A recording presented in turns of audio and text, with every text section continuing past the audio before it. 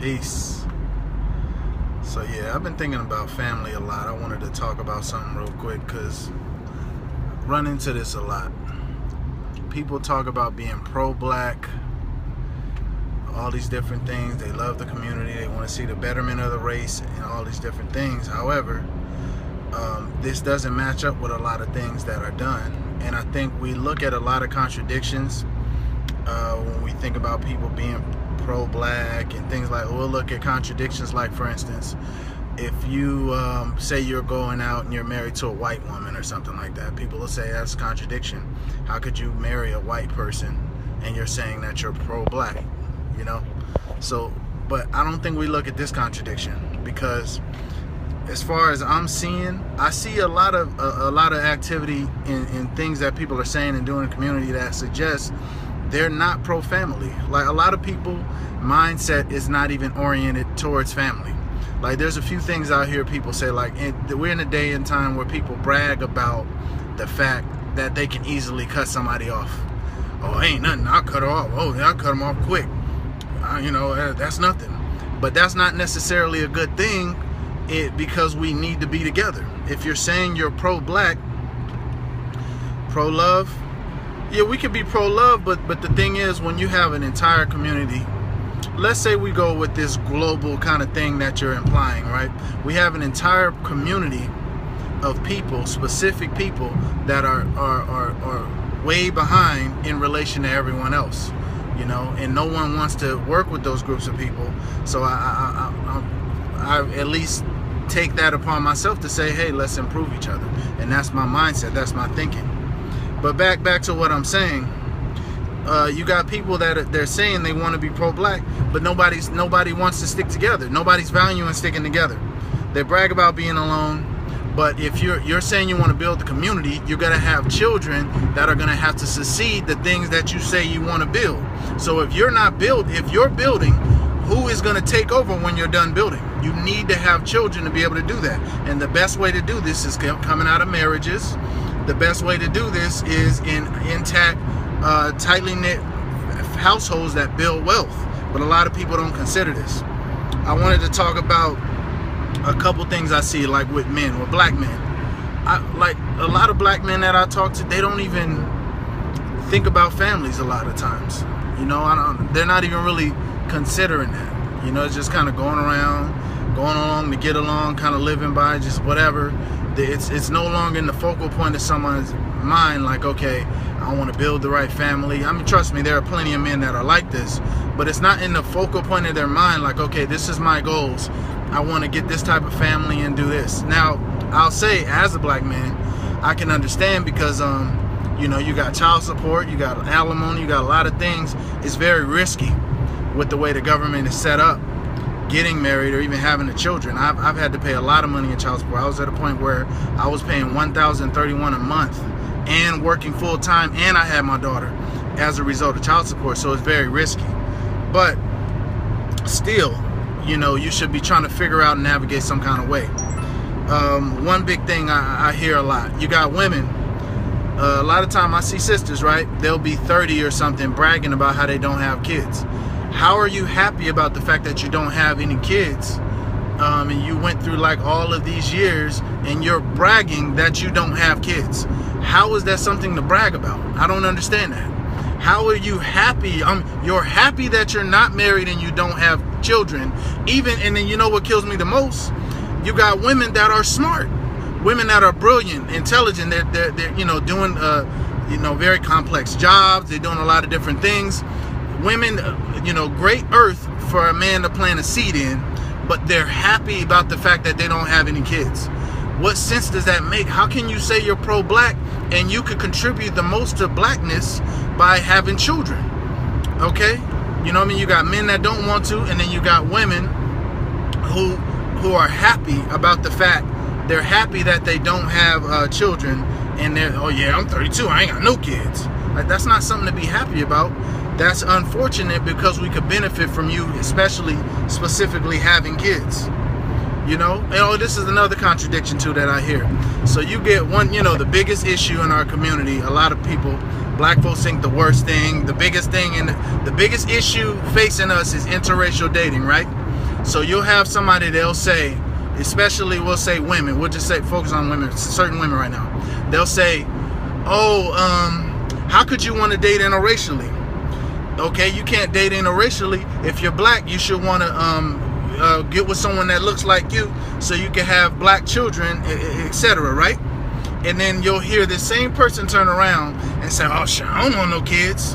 I don't need no kids. I'm good. I don't want to do all of that. I don't need no kids. I'm too busy working and da-da-da-da. It's like, so you cared about it when it was time to bring up interracial dating. You cared about the fact of how the kids are going to turn out. Then you're going to tell me that you don't want kids. Okay?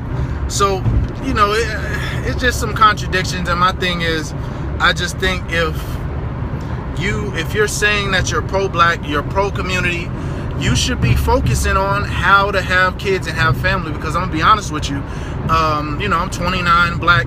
It's actually easier for me personally. It's easier for me to just kind of just go along the way it is. Marriage is a burden. It's a big risk with the way the laws are set up, that I could lose a lot of money due to child support. I could lose a lot of things. So it is risky, and it's easier for me to just navigate the way things are, because you can get, you know, most of what sex is not hard to get. Companionship, it's not hard to get these things. But when you start talking about, I want children, this is another thing. More people, you should want to have children in a good situation. When you start talking about, I want children, that's when it becomes difficult. But if you're calling yourself pro-black, you're saying you're pro-community, you're saying you want to build things, you should be trying to figure that out. That should be at the front of your mind. I know that's at the front of mine. And it's difficult to figure this out. But you should have that obligation if you're saying you're pro-black. I shouldn't hear pro-black people saying, man, F getting married, I ain't doing that. Or, man, I ain't worried about none of this. Or, nah, I don't want no kids. And, nah, I ain't got no kids. I ain't worried about having no kids. How can you be saying you're pro-black and be saying that? Now, I'm not saying every single person needs to have kids. Oh, this is another thing. If you're not, if you're gonna at least have that that view, don't bring other people down. You should be in solidarity with those that are pushing for marriage. You see, you shouldn't be out pushing ideologies and making people seem like there's something wrong with them because they're trying to focus on having healthy marriages or being with women. You shouldn't be down in that and getting in the middle of those unions unless you feel it's against the overall goal of black power, or, you know, black nation, or whatever you call it, whatever your version of pro-black is. But you should be in solidarity with that.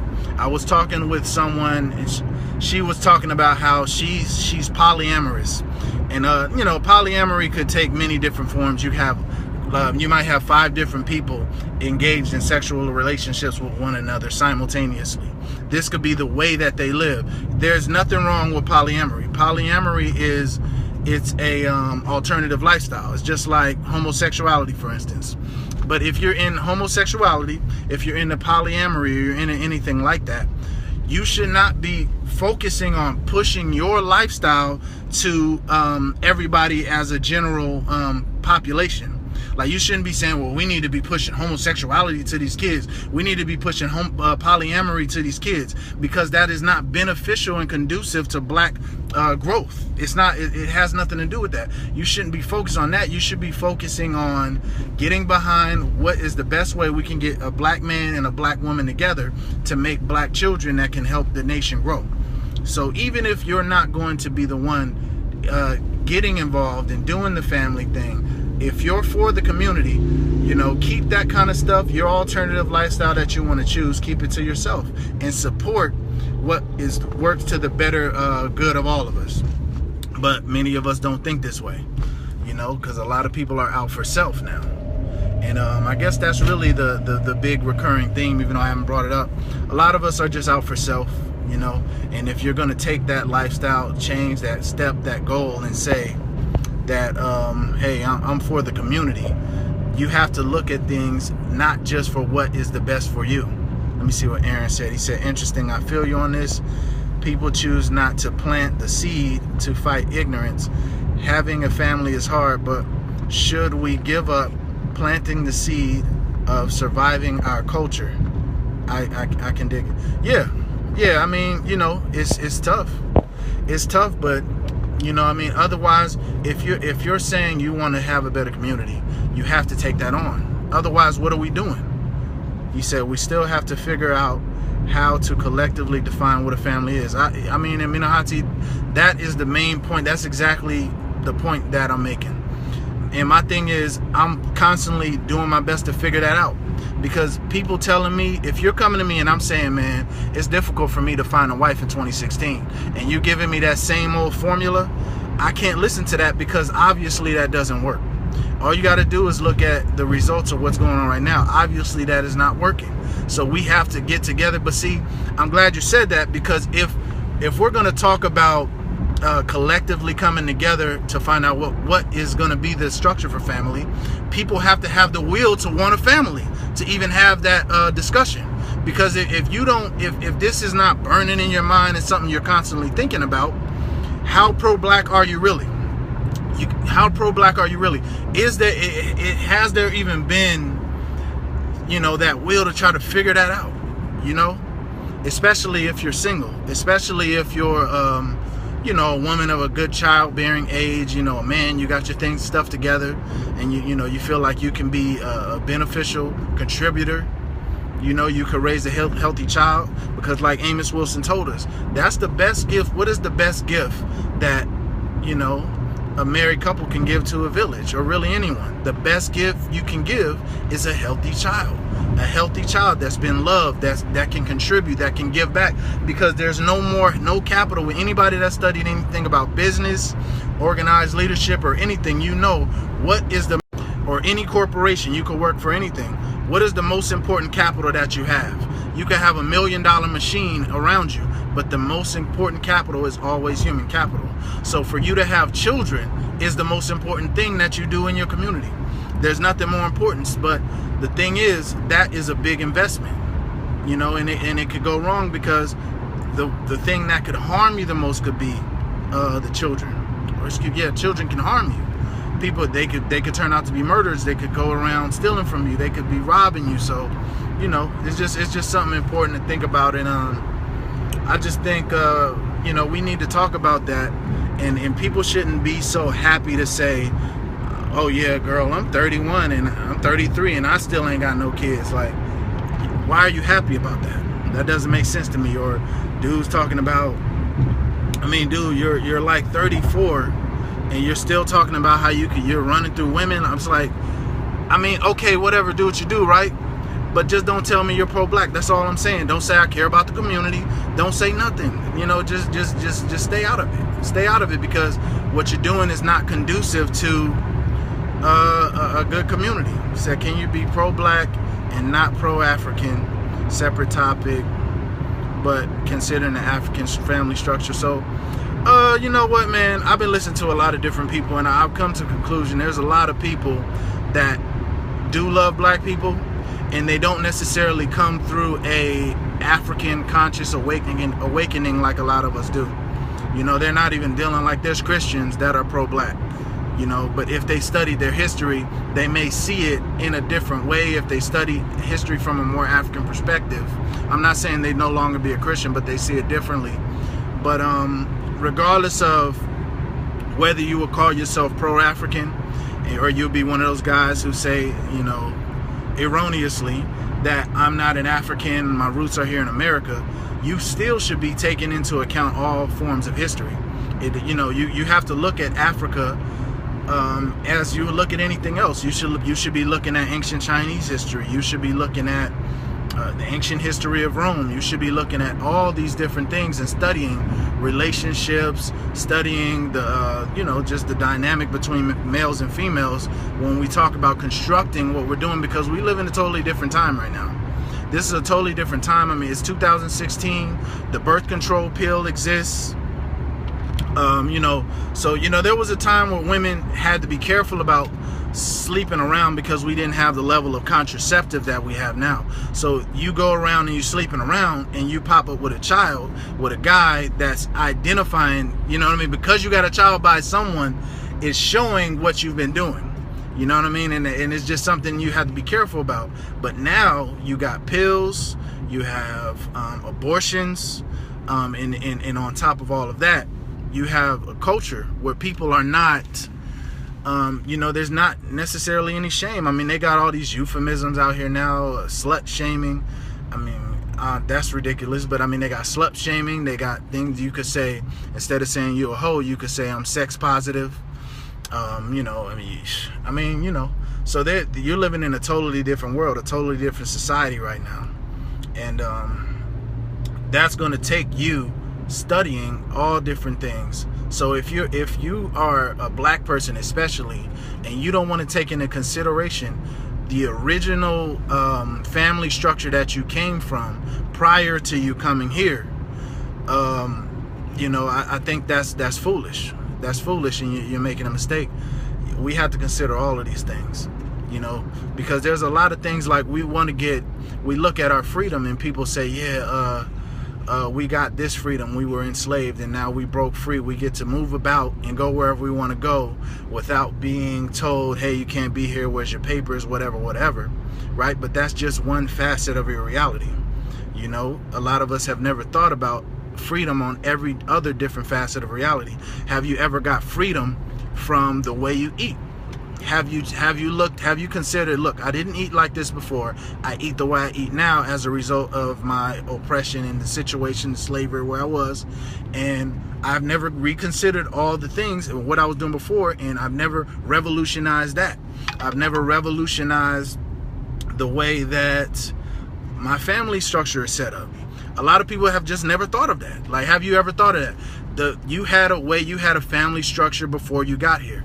As a result of slavery and living here under the oppression of another group, you do something the way you do it now. You have to think about that just the same way we have to think about everything else. So yeah, you should be free. You shouldn't be locked up in chains. You took the chains off. Have you taken off all the other different chains and different ways you think, different ways you live, different ways you eat, different ways you dress, even the names that you have? You know, you have to even think about that. We still got European names. So it's just, I'm not saying everybody go change their name and go 100% African. I'm just saying, when we consider what is the best thing for us specifically, it is not always going to match what is the best thing for Europeans or Asians or all these different groups here. He said, even to construct the family, we have to build the value in the black family, starting with the role of a man and role of a woman. Yeah, and I'm glad you said that. That's another thing that has a lot to do with this. So the role of the man and the role of woman. So we've spent so much time deconstructing gender values, or excuse me, gender roles. We spend so much time deconstructing this. It's like it's almost assumed that if a person says something about gender roles, it's almost assumed that, okay, obviously no one agrees with that. But I agree with that. Like you can't tell me, yeah, but that's a gender role. I'm like, yes, you fucking right, it's a gender role. Like, what is wrong with having a gender role? I'm not against that at all, because what people are doing is setting up a situation where there's absolutely no order. And like what Menahati is bringing up, if people are growing up in a situation where there's no way for them to say, listen, I'm a man and I'm growing up as a man to take on this role in my community, in my relationship, in my marriage as a man. I'm a woman, or I'm a young girl or young lady. I'm taking on this role to be a wife in this way. If people are growing up not knowing that, how are they gonna, what fruit is that going to bear that people don't know what they're supposed to do? And that's pretty much where we are now. There's no roles set up. Everybody spoke against gender roles. So then it's like, wait a minute, what are we supposed to do? Nobody's saying what we're supposed to do. Nobody's allocating rules and what is supposed to happen in different roles. But they're talking about how they're talking about the result. They're saying, oh, we're getting bad results. The black community is this, the black community is that. Okay, well, who is supposed to be where and what position are you supposed to be playing it? And then it becomes an issue when it comes to courting, because I'll go out and I have a totally different expectation